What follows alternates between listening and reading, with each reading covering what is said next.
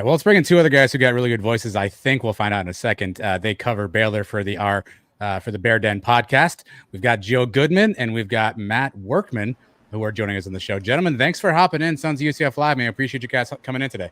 Absolutely. I don't know if we have the best voices in radio, but we definitely have the best faces for radio.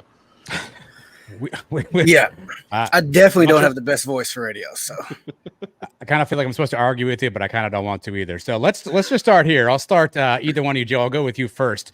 You just tell us. We won't tell anybody who's playing quarterback on Saturday for Baylor. Oh, God, I hope it's Chapin. If you made me put money on it, I'm going to say Sawyer's playing. I think it'll be Sawyer Robertson. Does RG3 have eligibility? He does. He has 1 year. He did leave a year early, so it's kind of a huge kind of sliding doors moment where you had Jerry Bohannon leaves, you guys heads over to South Florida, and then he kind of bumped Timmy McClain to kind of transfer over to UCF.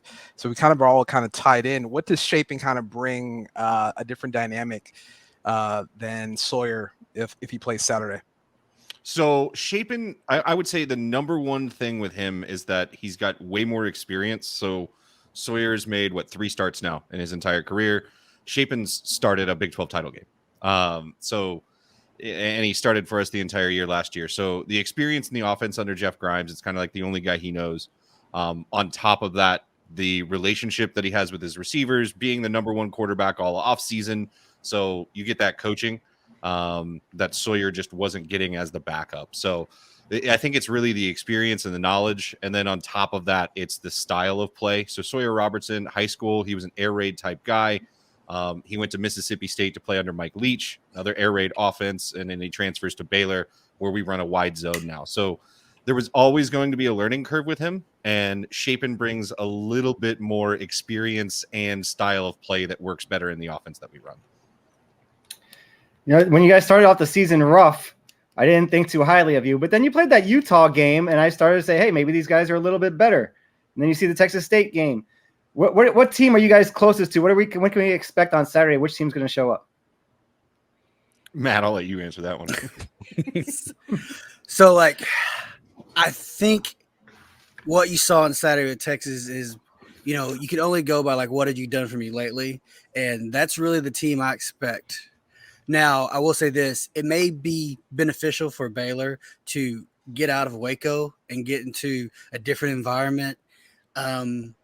Maybe being in the bounce house, and because it's going to be juiced and, they can feed off of even that, opposite energy from the other team and get some energy, because all season long, and Joe can attest to this, Baylor just comes out flat 4 straight games. There's no energy, there's no juice, and it's just deflating to everyone in the stadium. So we'll see. With the exception of the Utah game. The Utah game was the one exception this year where they came out with fire and looked like they haven't looked like they're having fun playing football. Yeah. Which I feel like that's kind of a fundamental thing. It's not an easy sport to play, right? You're getting hit every single time you step on the field. You got to be having fun doing it. So the first half of the Utah game, they looked like they were having fun, and then that we've had 2 quarters of good football this year. Yeah.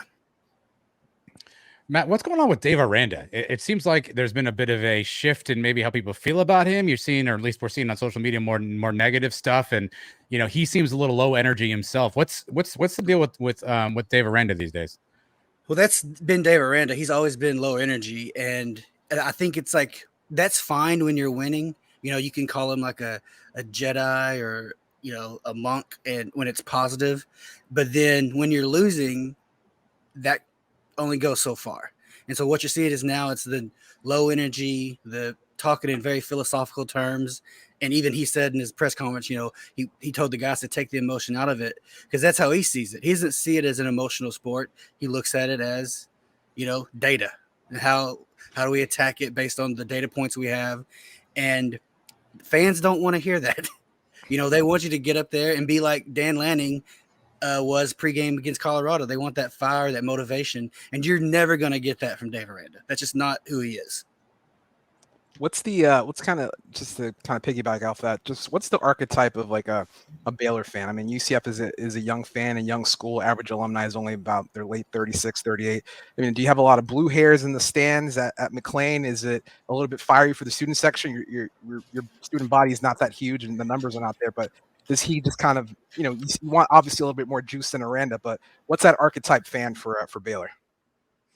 There's definitely a lot of blue hairs. So I would say it's kind of like a split fan base. You've got plenty of folks that are like Matt and I's age that are, we're kind of like the mid 30s, so the 30s, 40s group. There's a core of us, but then there's a lot of the younger student base who have come in more recently, especially post success. So when Matt and I first kind of became Baylor fans and we were growing up through it, like we weren't very good.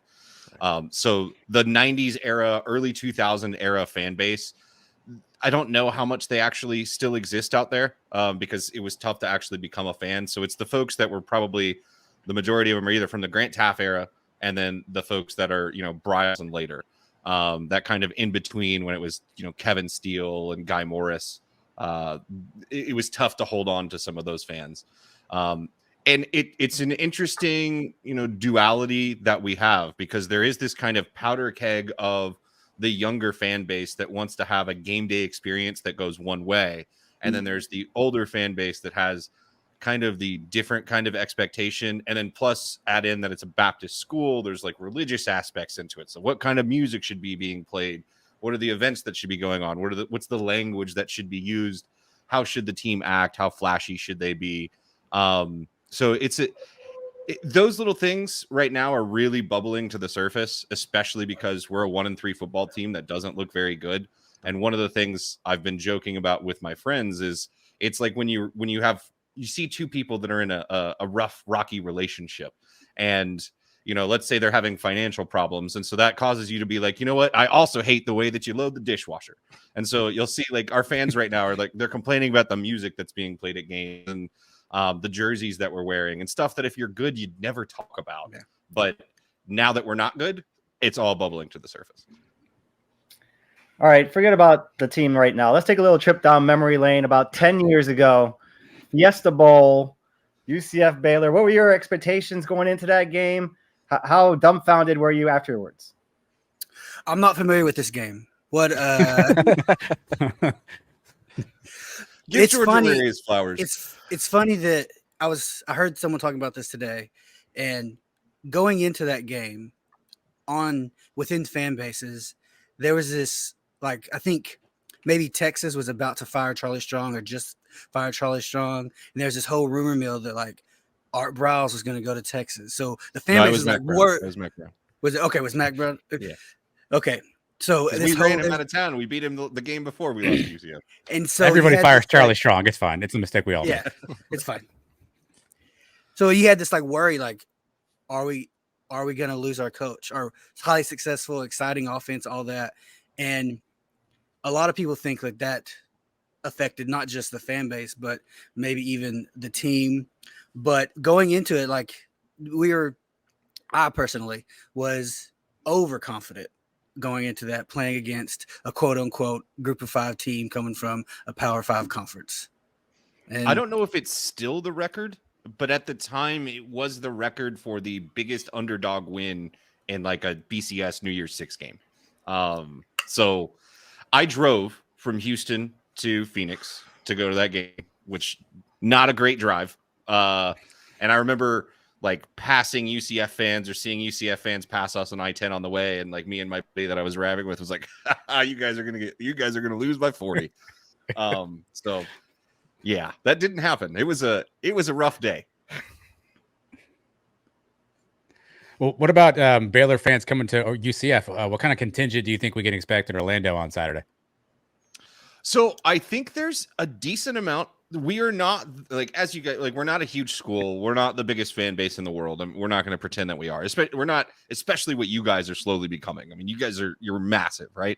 I think for what we do normal travel wise, I think there will be a pretty solid contingent. This will be a large traveling group. Orlando's a great city. It's a destination, and it's an easy excuse to make a family trip out of it, right? Like there are things to do besides I'm just going to see a UCF football game, which really enables people to travel. I know like, Mark Seymour, who runs Our Daily Bears, he's out there with his family already.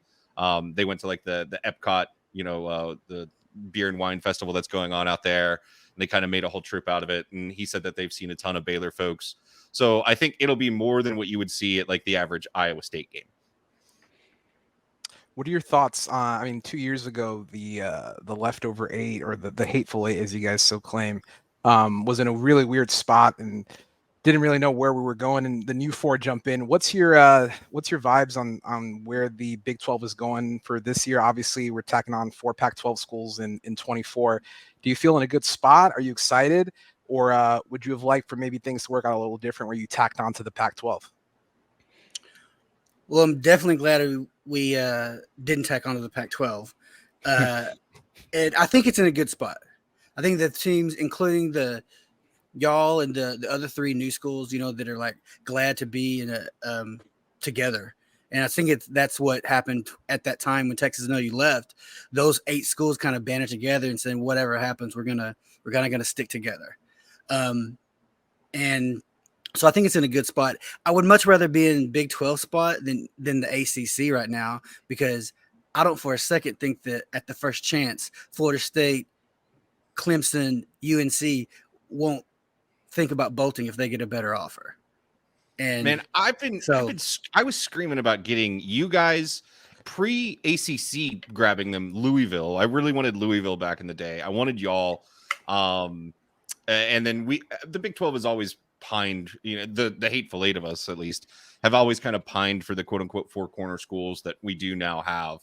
But UCF, you guys have always kind of been up there at the top of the list of like, man, it'd be really cool if you guys came. And then Cincinnati kind of coming on the scene more recently and, showing who they were by being the first group of 5 to actually make the playoff.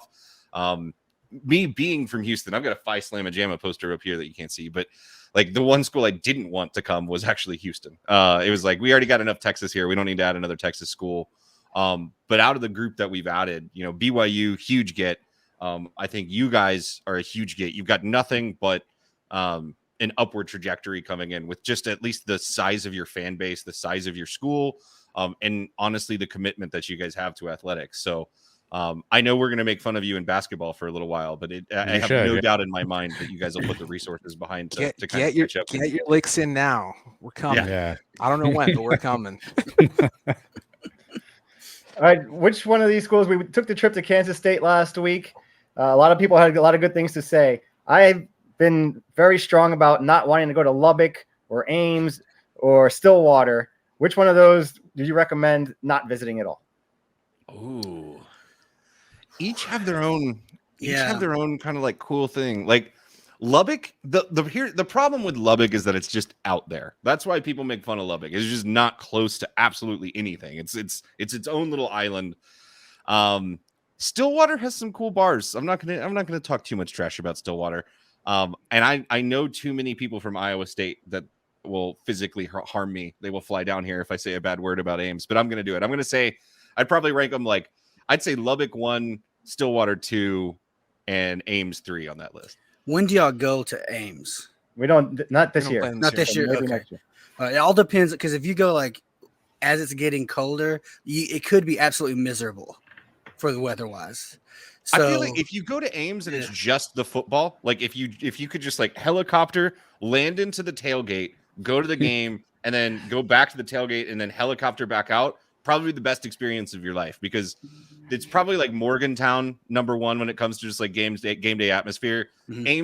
Ames is right up there too. So like they tailgate their asses off up there. All right, guys, we'll get you out of here in this question. Give us predictions for Saturday, Baylor UCF. Who wins and by how much? Ooh. Matt, you go first. All right. Okay. So I'm going to fade Baylor probably the rest of the year until they prove otherwise. So I've been thinking about this. I think UCF wins, but Baylor covers. So I think it's what? 11 and a half, 12 and a half. So yeah, so I think UCF will win, but it's, under that. So probably I say 10. UCF by 10. I'm going to disagree with you. It's 12.5. I think UCF covers it. It's even when we were good under Aranda, like 2 years ago when we won the Big 12 title, we didn't always look very good on the road. We lost to a really bad TCU team on the road that year. Our offense couldn't get going whatsoever in Stillwater. And then we did win in Manhattan that season, but it was a really tight, hard fought game. I've circled this one as a loss from Baylor even before we knew what Baylor was this year. The bounce house is a scary place, and I have a lot of respect for how crazy you guys get.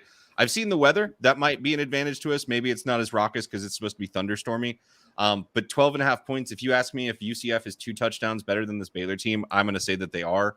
So I honestly think it'll be a little bit more than that. I'm going to say it's probably like 31-14.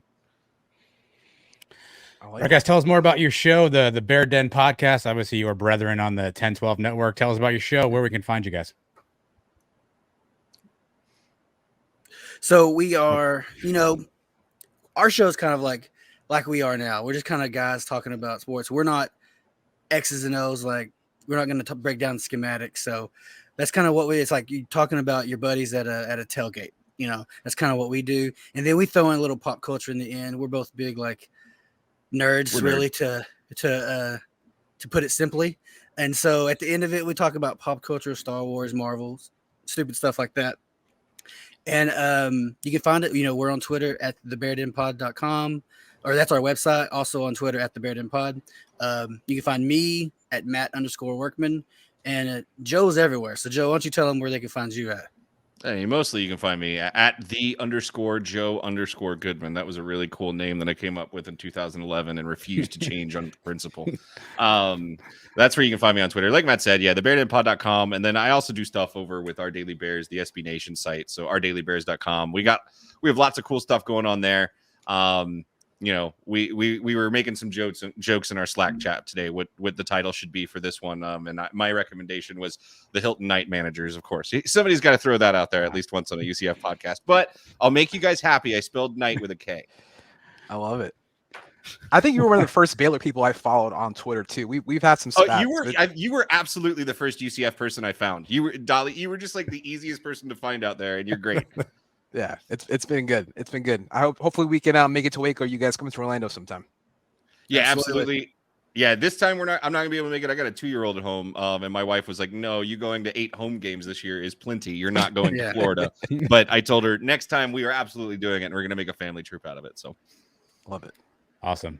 All right, Joe, Matt, appreciate you guys hopping in. Best of luck to the Knights on Saturday. Absolutely, and sick Bears.